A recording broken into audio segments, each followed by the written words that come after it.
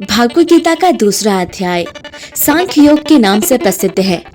यह अध्याय गीता के सबसे महत्वपूर्ण अध्यायों में से एक है, क्योंकि इसमें भगवान श्री कृष्ण ने अर्जुन को ज्ञान, कर्तव्य और जीवन के उद्देश्य का गूढ़ संदेश दिया है। यह अध्याय अर्जुन की दुविधा और अवसाद को दूर करने और उसे अपने कर्तव्य का मार्ग दिखाने पर केंद्रित है। कुरुक्षेत्र में युद्ध भूमि में जब अर्जुन ने अपने संबंधियों, गुरुजनों और मित्रों को अपने सामने युद्ध के लिए खड़ा हुआ देखा तो वो हताश हो गए। उसने अपने धनुष बाण नीचे रख दिए और युद्ध करने से मना कर दिया। अर्जुन का मानना था कि अपनों को ही मारकर मिलने वाली विजय और राज्य दोनों ही व्यर्थ है। यहीं से अध्याय 2 शुरू होता है। भगवान श्री कृष्ण अर्जुन को जीवन और आत्मा का वास्तविक ज्ञान देते हैं और उसे अपने कर्तव्य की ओर प्रेरित करते हैं। आइए इस अध्याय को विस्तार से 3 मुख्य भागों में समझते हैं। पहला भाग है आत्मा का ज्ञान। अध्याय की शुरुआत में अर्जुन हताश होकर के श्री कृष्ण से कहते हैं, हे केशव, मैं इस युद्ध को नहीं लड़ सकता हूँ। मेरे मन में मोह और करुणा है। मैं अपने प्रियजनों को मरते हुए नहीं देख सकता। अर्जुन के इस मानसिक स्थिति को देखकर श्री कृष्ण मुस्कुराते हुए कहते हैं, हे अर्जुन, तुम्हारा यह व्यवहार क्षत्रियों के लिए उचित नहीं है।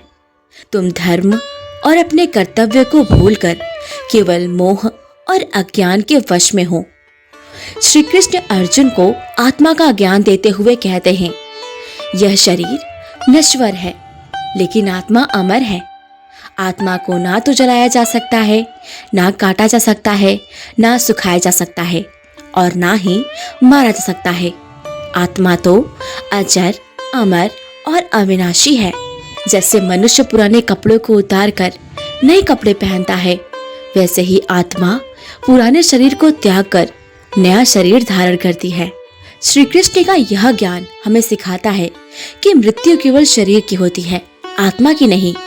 इसलिए मृत्यु के डर से अपने कर्तव्य से पीछे हटना उचित नहीं है।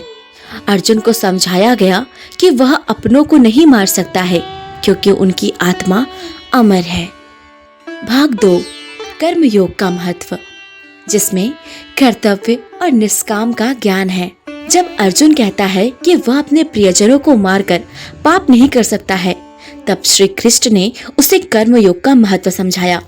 श्री कृष्ण कहते हैं, हे अर्जुन, इस संसार में किसी भी व्यक्ति का अधिकार केवल कर्म करने पर है, फल पर नहीं।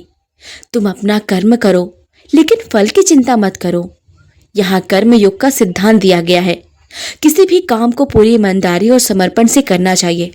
फल की चिंता करने से व्यक्ति का मन विचलित हो जाता है और उसका ध्यान अपने कर्म से हट जाता है।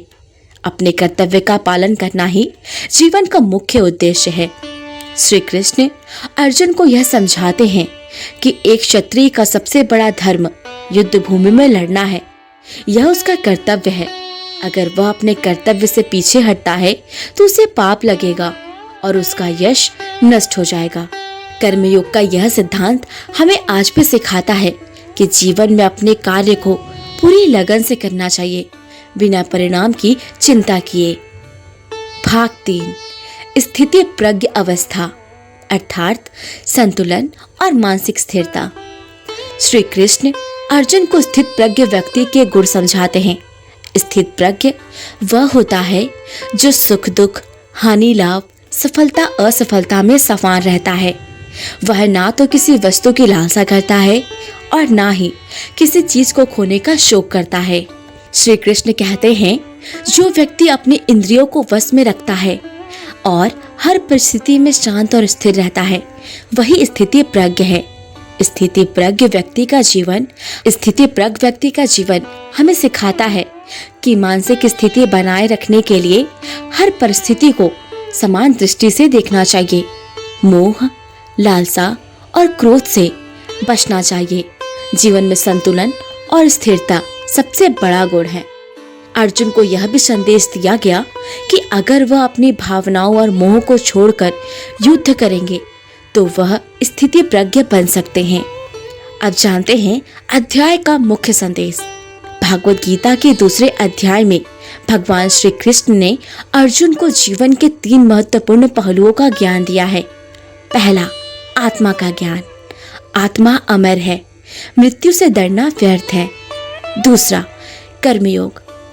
फल की चिंता किए बिना अपने कर्तव्य का पालन करना चाहिए। तीसरा, मानसिक स्थिरता। सुख दुख, लाभ हानि और सफलता असफलता में समान रहना चाहिए। यह अध्याय हमें सिखाता है कि जीवन में हमें कभी भी कठिन परिस्थितियों का सामना करना पड़ता है।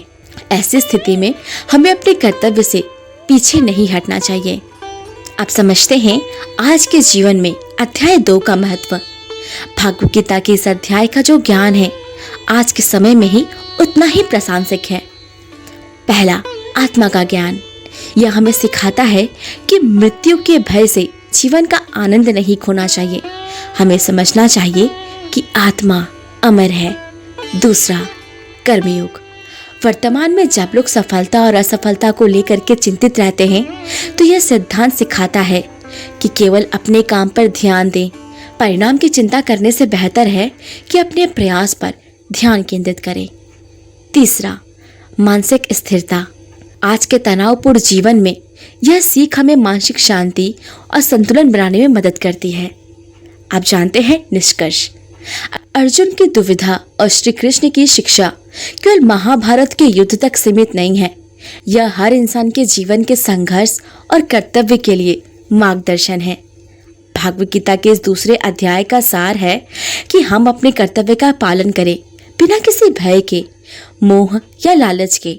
अपने मन को शांत और स्थिर रखें और जीवन में संतुलन बनाएं। तो दोस्तों, यह था भागवत गीता के दूसरे अध्याय का विस्तृत सारांश। अगर आपको यह वीडियो ज्ञानवर्धक लगा हो तो हमारे वीडियो को लाइक और शेयर जरूर करें और अगले अध्याय का सार जानने के लिए हमारे चैनल को सब्सक्राइब करना ना भूलें।